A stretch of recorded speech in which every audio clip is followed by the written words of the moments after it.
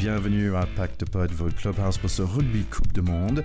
Moi, je suis TK, l'américain de notre petit groupe d'amis qui sont réunis par le rugby. Je suis là aujourd'hui pour cet épisode de bonus avec Charlie Bayer.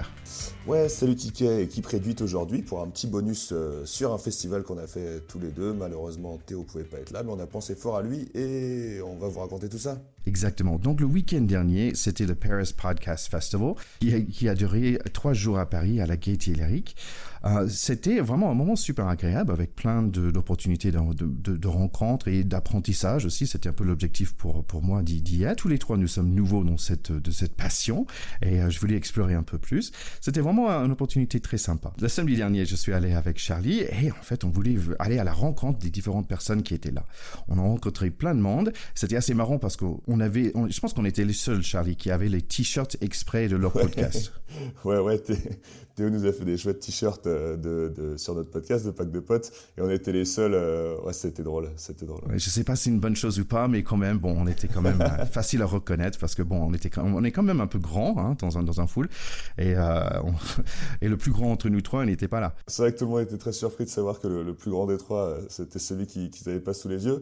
Mais quand on annonçait qu'on était sur un podcast rugby, en tout cas, ça ne surprenait personne. Je pense qu'on a le physique de l'emploi. Exactement. Bon, je signale à nos chers auditeurs que quand même à 1m87, plus de 120 kilos, je suis le plus petit de nous trois. Donc on était allé à la rencontre et on a rencontré plein de personnes. Donc notamment, on a rencontré des amateurs de podcasts. Pack de potes, terrain 10. On est amateur de podcast et on a pour projet d'en monter un. Enfin, c'est dans les tuyaux. D'accord. Voilà. Est-ce que c'est un sujet secret ou vous pouvez donner une idée ? C'est secret. C'est très secret. Okay. On va rester que ça. Ouais, nouvellement amateur, j'ai commencé à en écouter l'année dernière avec Joe Rogan et quelques youtubeurs qui ont lancé leur propre podcast. Alors voilà, je viens d'être immersé dans ce monde-là, c'est intéressant. Amatrice de podcast qui aimerait bien pouvoir faire du podcast plus tard dans un monde idéal.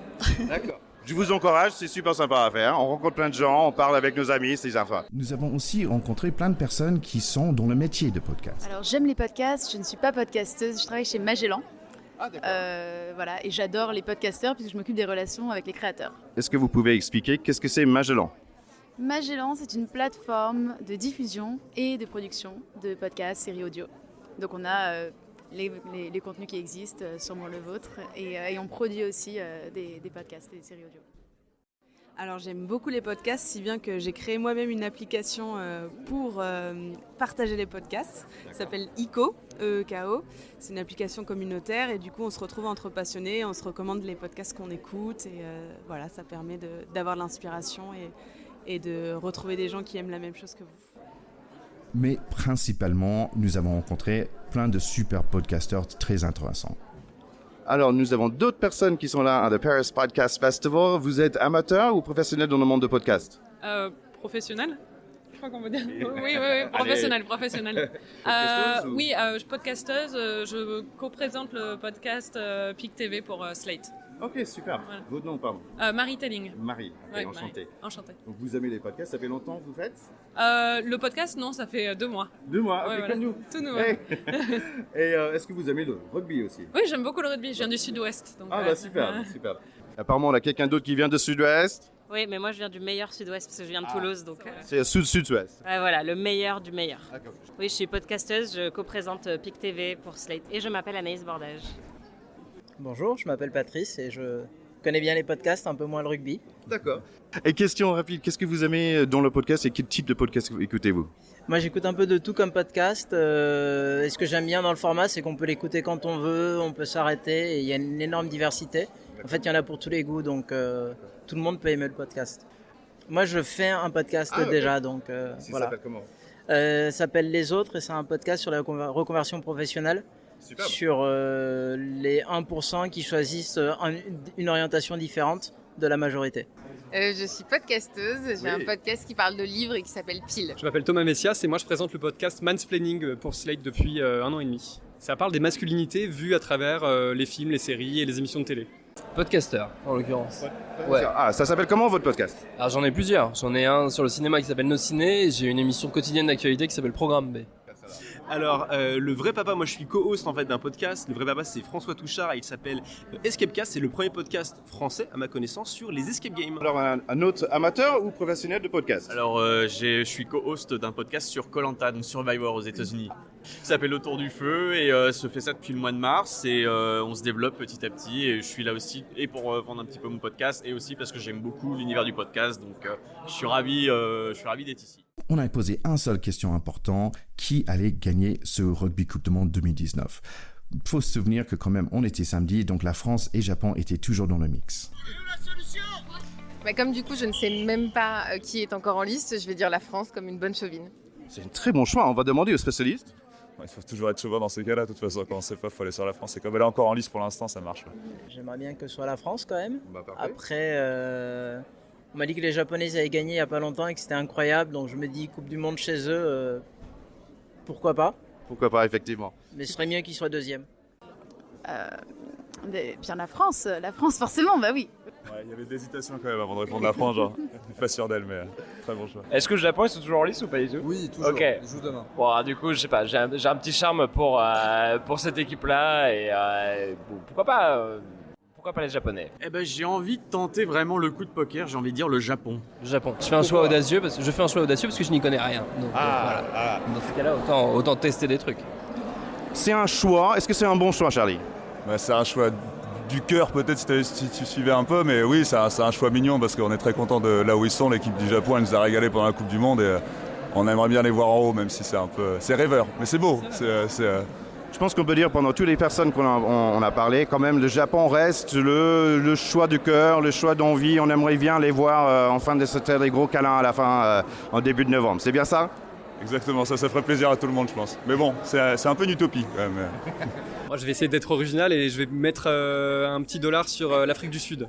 Parce que j'aimerais bien que la hiérarchie habituelle soit un peu renversée et que les Blacks puissent, une fois de temps en temps, être battus. Alors moi j'ai tendance à être un petit peu un noob concernant ça. J'ai envie de voter pour les All Blacks comme 99% des gens. Premier abord comme ça, je dirais la Nouvelle-Zélande pour faire original. Ouais. Après, j'ai pas la culture rugby pour pouvoir avoir un pronostic fiable, donc ne vous fiez pas à moi, mais la Nouvelle-Zélande, c'est quand même une valeur sûre. La Nouvelle-Zélande, je pense. La Nouvelle-Zélande? Ouais. Alors on va demander aux experts. Solution de facilité, mais oui, évidemment, ça marche. Mais oui, évidemment. Surtout avec le match qu'ils ont fait ce matin, je pense que on peut difficilement voir quelqu'un d'autre. Si ça ne tenait qu'à moi, le Stade Toulousain, mais bon, je crois qu'apparemment c'est pas possible. Donc on va dire la Nouvelle-Zélande aussi. Ah, c'est compliqué. Enfin non, en fait le problème c'est que c'est pas compliqué. Le problème c'est qu'on sait qui va gagner. Je viens de voir le quart de finale des All Blacks. Il n'y a pas photo. Oui. Il y a peu de chances qu'ils se fassent sortir par une autre équipe. Ces chances sont presque même impossibles. Enfin, presque même néantes quoi. Tellement ils dominent complètement. Voilà. Tout est propre, tout est beau, tout est. Est-ce qu'on est d'accord? On est malheureusement d'accord. En fait, ouais, c'est clair qu'après la démonstration de ce matin, les All Blacks sont difficilement touchables. Sauf peut-être effectivement par les Anglais qui nous ont aussi impressionnés ce matin. Exactement. Et je pense que s'il y en a qui peuvent leur barrer la route, ça va être eux. Allez, bon podcasting. Merci à vous aussi. Donc Charlie, personnellement, j'ai pris vraiment un grand plaisir de rencontrer toutes ces personnes dans le monde de podcast. En sortant de là, qu'est-ce que tu as ressenti? Écoute, c'est vrai qu'on a pu se rendre compte que le podcast, ça peut traiter de sujets très très très variés, mais complètement des trucs très très ciblés, des trucs très précis, des trucs très larges.